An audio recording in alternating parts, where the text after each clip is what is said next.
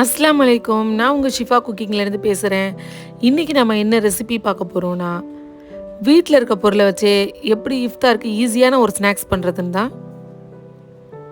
இது ரொம்ப பட்ஜெட் ஃப்ரெண்ட்லியாக இருக்கும். வாங்க எப்படி செய்கிறதுன்னு பார்க்கலாம். இது வெளியில் நல்ல கிறிஸ்பியாகவும் உள்ளே நல்ல சாஃப்டாகவும் இருக்கும். வாங்க எப்படி செய்கிறதுன்னு சொல்கிறேன். இதுக்கு முதல்ல 2 பெரிய வெங்காயத்தை நான் சின்ன சின்னதாக கட் பண்ணிக்கிறேன்.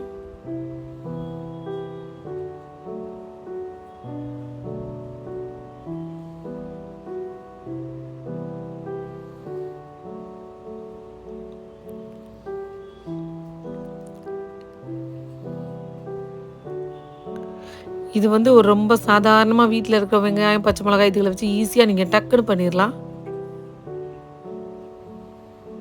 இது எல்லா பொருளுமே எப்போவுமே நம்ம வீட்டில் இருக்கிற பொருள் தான்.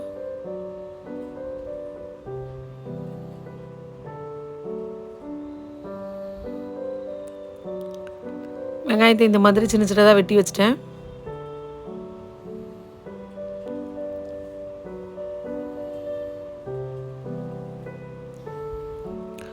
இப்போது ஒரு 2 கொத்து கருவேப்பிலை எடுத்துக்கிறேன்.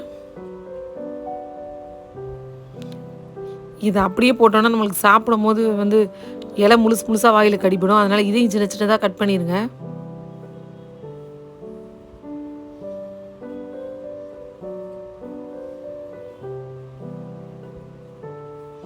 இப்போ கட் பண்ணியாச்சு பாருங்கள். இப்போ சின்ன சின்ன பீஸாக இருக்கிறனால நம்ம சாப்பிடும் போது தனியாக கருவேப்பிலை ரொம்ப டிஸ்டர்பண்ட்டாக தெரியாது. இந்த மாவுக்கு நான் 3 பச்சை மிளகாய் எடுத்திருக்கேன். அதையும் சின்ன சின்னதாக வெட்டிக்கிறேன்.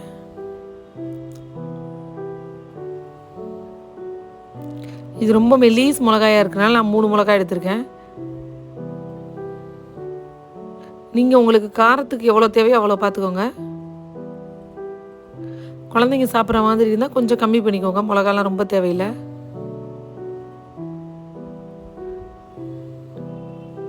பச்சை மிளகாய் வெட்டியாச்சு. இதில் ஒரு கைப்பிடி அளவு கொத்தமல்லி எடுத்திருக்கேன். அதையும் பொடியாக கட் பண்ணிக்கிறேன்.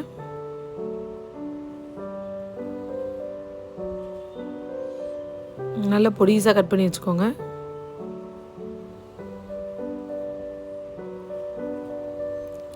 இப்போ நான் ஒரு இன்ச் அளவுக்கு, அதாவது ஆனால் நல்ல கனமான இஞ்சியாக எடுத்திருக்கேன். நீங்கள் ரொம்ப மெல்லீஸ் இஞ்சியாக இருந்துச்சுன்னா கொஞ்சம் நல்லாவே 2 இன்ச் அளவுக்கு எடுத்துக்கோங்க. அந்த இஞ்சியும் நல்லா பொடி பொடியாக கட் பண்ணிக்கோங்க. இந்த இஞ்சியோட வாசனை தான் இந்த போண்டாவில் ரொம்ப நல்லா தூக்கலாக தெரியும். நீங்கள் அடுப்பில் வேகும் போது இந்த இஞ்சியோட ஃப்ளேவர் உங்களுக்கு நல்லா தெரியும். இப்போ ஒரு பவுலில் நான் 2 கப் அளவுக்கு இட்லி மாவு எடுத்திருக்கேன். 2 கப் இட்லி மாவுக்கு 4 ஸ்பூன் அரிசி மாவு எடுத்திருக்கேன். இது வீட்டில் இருந்த இடியாப்ப மாவு, வறுத்த மாவு தான். 4 ஸ்பூன் எடுத்துக்கிறேன்னா. இப்போ அந்த மாவில் நம்ம கட் பண்ணி வச்சுருக்க வெங்காயத்தை முதல்ல சேர்த்துறேன்.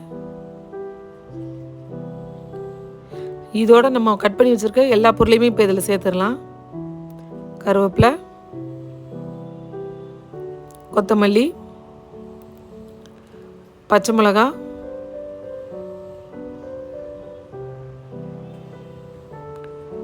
அதுக்கப்புறம் இஞ்சி. இப்போ எல்லாத்தையும் சேர்த்தாச்சு.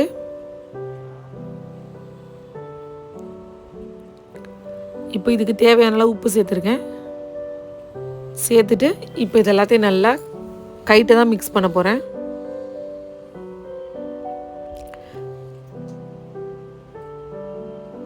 இதில் மாவோட பதம் தான் ரொம்ப கரெக்டாக இருக்கணும்.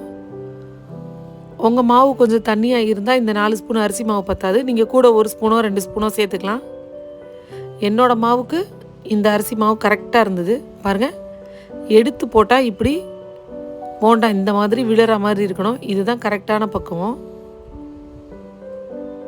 மாவை மட்டும் கரெக்டாக இந்த பதத்துக்கு கரைச்சிக்கோங்க. நான் கடாயில் எண்ணெய் காய வச்சுருக்கேன். எண்ணெய் காஞ்சவுடனே அந்த போண்டா மாவை எடுத்து கொஞ்சம் கொஞ்சமாக நான் கிள்ளி போட்டுக்கிறேன். நான் ஒரு நார்மல் சைஸுக்கு தான் போடுறேன். நீங்கள் இதே மாவை சின்ன சின்னதாக போடணும்னு பிரியப்பட்டால் கூட குட்டி குட்டியாக மினி போண்டா மாதிரி போடலாம்.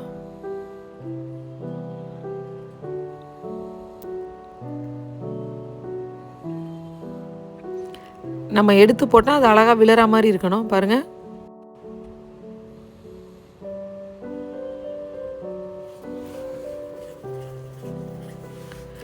இந்த மாவு வந்து கொஞ்சம் தண்ணியாக இருந்துச்சுன்னா ஓவராக எண்ணெயை குடிச்சிரும் போண்டா.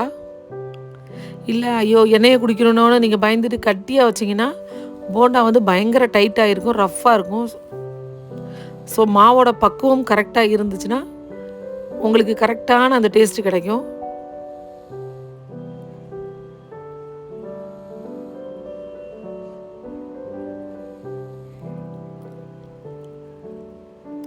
ரொம்ப ஹை ஃப்ளேமில் வைக்காதீங்க, ஒரு நார்மல் ஃப்ளேமில் வைங்க. அப்போ தான் அது நல்லா உள்ள வரைக்கும் வெந்து முருகி வரும்.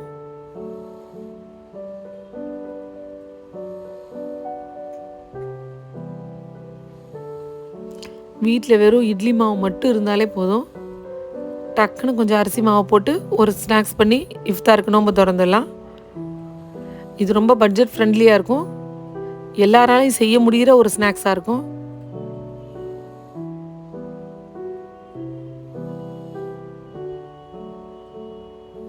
நல்ல ஒரு கோல்டு கலர் வரும்போது நம்ம எல்லாத்தையும் வெளியில் எடுத்துடலாம். பாருங்க, இப்போ கொஞ்சம் கரெக்டான கலர் வந்துருச்சு. இப்போ நம்ம வெளியில் எடுத்துடலாம்.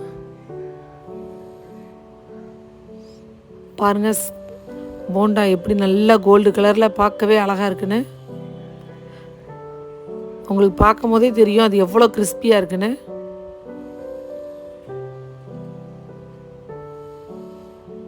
இப்போ எல்லாத்தையுமே வெளியில் எடுத்துடுறேன்.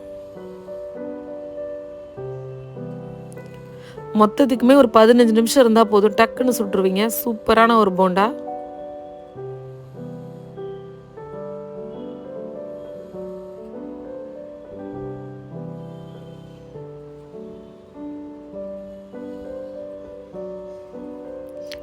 எப்போவுமே எடுக்கும்போது ஒரு நிமிஷம் நல்லா எண்ணெய் வடிகிற வரைக்கும் 1 செகண்ட் வச்சுருந்து அப்புறம் எடுங்க.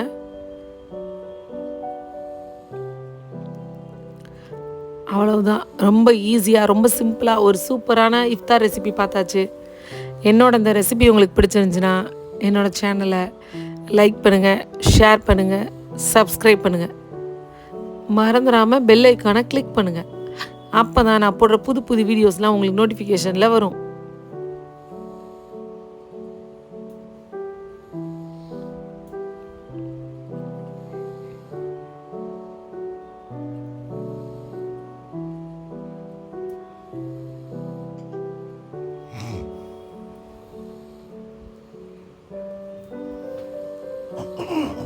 இப்போ நான் அந்த போண்டாவை உங்களுக்கு பிச்சு காமிக்கிற பாருங்கள், அது எவ்வளோ கிறிஸ்பியாக இருக்குன்னு.